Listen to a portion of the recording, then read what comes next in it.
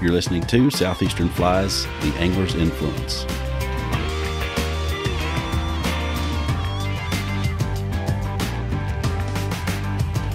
So, well, to go way back, I don't know if I think I mentioned in the Rollcast thing, but I grew up in Southwest Oklahoma, grew up on a farm, and that's probably why Friday Night Lights is one of my favorite shows, because that was sort of my life, very similar to that. So, as in a small town, you're either doing sports, and then there's like kind of the weird kids that did music, and I was kind of caught in between. Like, I was pretty good at baseball, but I also was like in the marching band. Like during football season, I would pull my pads out and go out and play in the marching band, because it's just a tiny school. But so I started piano when I was 5, and I was classically trained up until I was about 15, and that's sort of when I discovered drums, and I probably discovered it way before that, but I started really harassing my parents, about getting a drum set, and they finally gave in, and so I started playing drums and quit doing piano, and man, that's all I did. I would play hours. So don't you think I played drums too? Okay. And I think my parents were saints. Yes, absolutely. I mean, you don't think about it until you have your own kids, and you're like, man, my parents, they really loved me to do that, because it's one thing to pick an instrument that actually makes music, but it's another thing just to hear bashing for hours on end. Like you put on at the time, like I'd put on like a record, exactly, and play the whole thing. And then it got to where my parents were like, hey, we're going on a walk, you need to play, you need to be done by the time we get back. And I was like, okay, I think I can get this one in. And you played that Rush track that went a little bit longer, right? Exactly.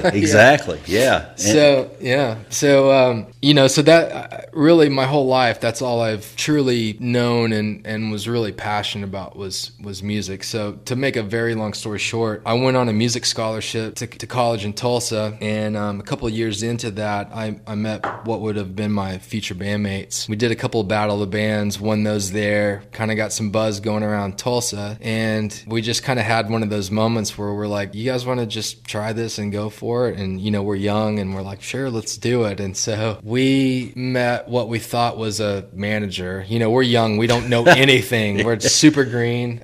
She kind of roped us in to coming to Nashville, in which we did. We moved here in 2004. We rehearsed like a full year before we ever played out, because we were really intimidated just being in Nashville, just all the great players, and we're like, if we're going to do this, like, we need to be as good as we can. Yeah, there's some serious talent. there are. And so I would say sometime in 2005 we started playing out, and we started selling out this club called 12th and Porter, which was kind of our old haunt, I guess you could say. And we would play there, and then we'd also play at this place called On the Rocks, which isn't there anymore either. And On the Rocks would pay us a little bit of something to play, and we would take all that money and we would throw it into production and try to have a really big show at 12th and Porter. So we'd have lights and try to look bigger than we were. So anyway, fast forward a couple of years, we just did that, and people kept coming, and pretty soon labels started coming around, and we ultimately signed with Universal Records in 2007. And so I have done that full-time up until a couple of years ago as far as a full-time gig. So it was cool. So let's go ahead and welcome everybody into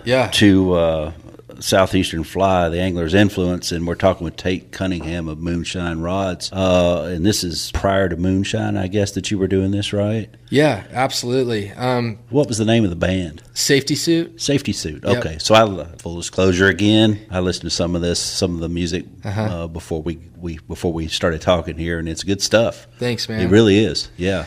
Yeah, we had some good stuff, and like any band, some not good stuff. But it was fun. We got to see the world and play with a lot of cool bands, and it was a great time. So who did y'all open for bands, I guess? Yeah, we mostly opened because we weren't, by the end, we weren't like a small band, but we were never like a household name, so we were constantly opening up for acts like, anywhere from, if I go back early, like Three Doors Down and Daughtry to The Script. We did a lot of MWR tours, which is most people know USO tours for the military. We did a lot of those, which were great. So yeah, little bit of everything, I guess you could say. So here's something we're going to stick on the music theme just for a second. Okay. And we'll get into the fly fishing. But so is it more important to play really good or be tolerable on the bus?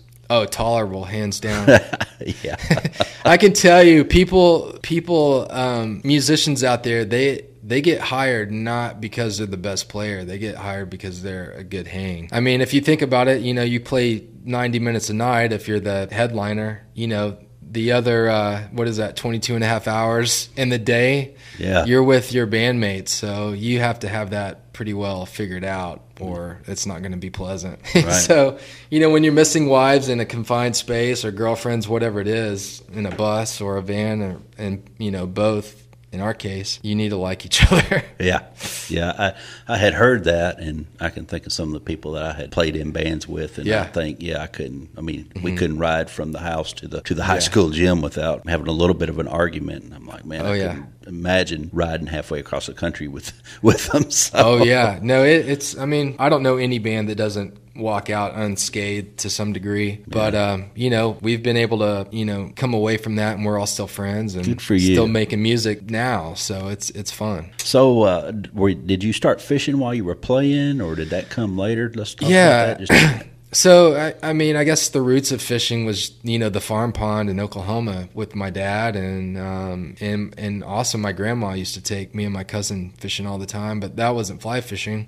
Just, regular bluegill and bass and things like that. Catfish, certainly, and that was a lot of fun. So that's kind of where my love for fishing came from. But, I go to college and come to Nashville, and that sort of evolved into I played golf a lot. Sorry. With my buds. And I want to say it was about 2008 or 9. I was in Colorado Springs on tour, and I had a day off. And one of my old college buddies, he's like, "Hey, you want to go fly fishing?" I'm like, "Sure, that'd be great. Let's try this out." So he took me to a place called Decker's. You probably know Decker's. Yeah, he ruined your life, didn't he? He pretty much did. He had all this gear, which I've never, I'm thinking fishing, like, give me a rod and a hook, Yeah, where's the Folgers can? Exactly. And so he pulls out all this gear, and, I put on waders and, this pack of, box of flies with the pack and just all these different things. And now I'm standing in the middle of this pristine river, and I just kind of look around and I'm just like, what is this, And it's pretty much been downhill ever since. Oh, I get it. Yeah. That's where it started, and those clubs have collected dust. Yeah. Now you're into rods. So now you're one of the owners of Moonshine Rods. Is that yes, right? Yeah, okay, partner, so yep. Three of y'all? There's 3 of us, yep. How long have y'all been around? A little over 2 years. I was actually still with my band when Nick called me, after they had got out of the pipe business, and he's like, "What do you think about fly rods and all this?" So he just, not that I'm this sage in fly fishing at all, because I'm not. I certainly knew a little bit more at that time, and so he kind of just started asking me about fly rods, and that's at that time he's talking to his brother, and that's kind of when it all came together. So, and you said, I fished at Decker's, so yeah. Yeah. I fished at Decker's, so right, yeah. That qualifies me to be an expert. Yeah, right. Fished there a whole day. What else exactly. You need to know. Right. Yeah, I get it. Yep. I get it. So your grandmother, you said, your dad, farm ponds, started you fishing. So, and then who was it that took you fly fishing for the first time? What was their name? His name was Jared Newman. So that was just kind of that day, and we went our separate ways. So I guess, I can't remember all the details, but I would have come off of that tour and probably had several weeks off. And I went to a couple places to sort of inquire about it, and I ultimately landed at Cumberland Transit. Right. So for the folks that aren't from Nashville, Cumberland Transit is they have a fly shop in there. They have bikes. They have running. They're all around sports and outdoors, and just got a really good selection of a lot of different things. There's a coffee shop there. That's right. Yeah. They have a little bit of everything in it, and it has a really cool vibe to it. It makes you feel like you're not in downtown Nashville. Yeah, right. Yeah, it does. I really love it. Yeah. Yeah. So you end up in there. I end up in there, and I meet Ronnie and Leo, for those that are local, known as Grumpy. Yeah. Most of you know him. Yep. If you've been in there. And man, I tell you, they were, looking back, I mean, they were so helpful and patient with all my newbie questions, and they got me hooked up with the right gear and all those kinds of things. And so, yeah, I would just go in there sometimes when I was off tour just to hang out and drink coffee with the two of them. And, Grumpy was always, I would inquire about, hey, where should I go fishing? And he would pull out this map, of the Telco or something. And he'd be like, you see those blue lines right there? That's about as much as he gave me. I think he wanted me to suffer a little bit, which I think was good. Yeah, so. I think we all need to suffer a little bit and Absolutely. just see if you're going to make it. And if you suffer enough and you're still around, then you're going to be fine. That's right. I totally agree with that. Yeah, so. Leo was always the king of the soft tackle. If you're fishing tailwaters, mm-hmm. Dude, he could, and I miss him. I do. I really miss Leo. He was a good man. Oh yeah. He would always say, "Here, try the soft tackle." Or, I try this there below Joel's. He would always say, "I was fishing below Joel's the other day. Fish this fly here. You need some. Take some of these, Yeah. And he would be right most of the time. I mean, we had our moments to where we wouldn't always agree on things, but I never felt like he always treated me well, mm-hmm. probably better than I deserved to be treated. So I miss him. Yeah. So they start working with you a little bit. And it's always good to have a fly shop, isn't it? That'll kind of help you. So they're good to have around because absolutely, especially when you're new. Because I get it now that I've fished a few years. It's just it takes a little bit of patience to answer all those kinds of questions. And man, I'm certainly grateful for all the time they gave me with those. So they were a great resource and good friends. Yeah. I fished with Grumpy a couple years ago now. It's been 2 summers ago, and we've had some really fun days on the water. I mean, he's fun to be around, dry sense of humor and that sort of thing, and very knowledgeable. And you can kind of trust that he isn't going to give all your secrets away. And that's always for whatever a secret is worth. These days I think everybody kind of knows, but right. So as you start down this road now, you've got some fishing experience. Somebody sacrificed you in the water, and then you hooked up with Grumpy and Leo. Yep. And let's move on from there. Okay. Tell me what happened kind of next. So I met. They kind of gave me the information. I hadn't fished with them or anything like that. I mean, I've fished with them since, but at that time, I met some other folks that were also in the music business that fly fished, and so I got hooked up with a guy named Ryan Lampa and a guy named Tim Rosenau. Ryan did front of house for Toby Mac for a long time. I don't think he's doing that now, and Tim plays guitar. So Tim was kind of the first guy that really took me, like, let's go to the Caney. We're gonna wade, and he's really a great teacher in terms of just patience and like, here's what you do, and just kind of showed me the basics, starting with a nymph rig and figuring out my mins and trying to make a cast without getting a bird's nest, which for anybody that starts, it's gonna happen. You're either in the trees or you've got a big bird's nest there. But I would say Tim was the one that really kind of got me going and actually put hand to rod, So let's talk about that just a minute. So he what did he teach you? Let's talk about the cast. And you said you were getting some bird's nest. Was there something in particular that he showed you, or did he really let you work it out for yourself and just kind of point things out? I'm pretty sure I just wasn't letting that back cast fully load the rod before coming forward, and you jerk it. Right. If you don't let it load, and then it's just like you snap the line and it's just like a mess. So, I mean, what I remember about those early years, Tim, was just really working on getting those mins right and just having that dead drift. And man, I'm still trying to do that today, getting that perfect drift. But, basic stuff like knots, he helped me with, from knots to flies to casting. So it's kind of a little bit of everything 101, Yeah, that's good. I had a book. Somebody gave me a book. I think it was Fly Fishing 101 or something like that. But I also had that same person doing exactly what you're talking about. It's the guy that'll or the person, I guess I should say, that takes the newbie and says, okay, I'm going to help this one. Even if it kills me. I'm going to help them and at least get them to a point where they're somewhat proficient on their own. He was certainly helpful and patient, and I'm grateful for that. Yeah, so. And so guitar players probably are pretty good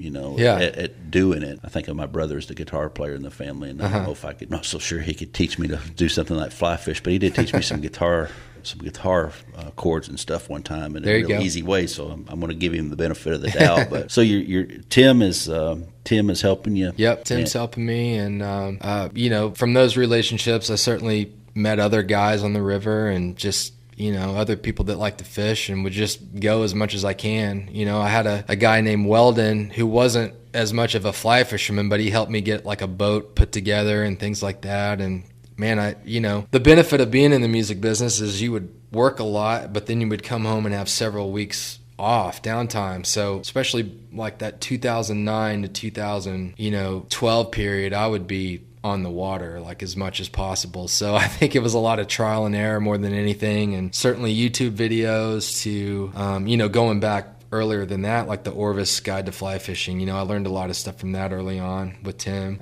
But yeah, it's just spending time on the water and asking questions and figuring it out. Fishing with somebody a little bit better than you. Absolutely, yeah. I think we've maybe the past three podcasts now, we've talked about what's helped, and somewhere along the line somebody has somebody just like you're talking about that's better than them, and it's okay to admit it, and then they're willing to give knowledge and you're willing to soak it up, and it's a good relationship and you have something very much in common. Absolutely, yeah.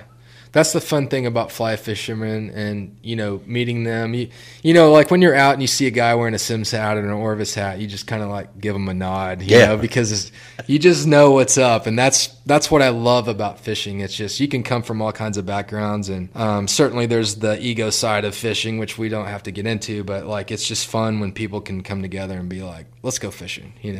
Love that. Yeah, let's fish. Yeah. I'm pretty lucky. I get to fish with a lot of different people, and when you go in it with that attitude, it makes for such as we call it, that's a good boat. Yeah, I mean that means that everybody in there is kind of on the same page, and we're all out there to have fun. Absolutely, we all want to catch a bigger fish than anybody else and more, but still, it's still okay. Yeah, that your buddy, maybe he does or she does catch ones that's a little bit bigger. Right. We don't want it to be too much bigger.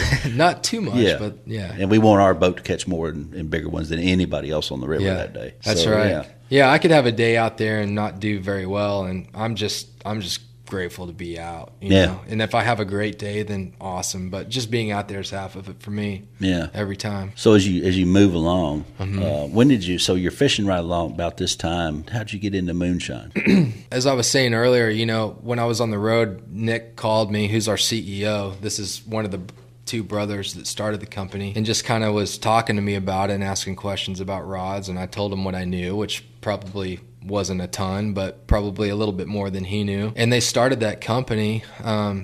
Jonathan started in his garage turning reel seats and putting stuff together, and at that time, I was kind of winding down what I was doing musically, mainly because I was starting to have a family. I had now he's 5.5, but at the time I guess he would have been 3 years old, and then we had a daughter on the way, so it was sort of manageable with one kid at home. And my wife, by the way, is a rock star. I mean, she completely supported me and was happy to do what she was doing. But once baby number 2 came, it was just a whole other ball game as far as bandwidth. And, where it kind of came to a head, we were on a Goo Goo Dolls tour, which was like 7 weeks long. And Summer, which is my daughter, she was a newborn. And man, 7 weeks without daddy around, that kind of took its toll. And so we kind of just both knew, and some of my bandmates too that were starting to have children, and it was just like, it's a lot. And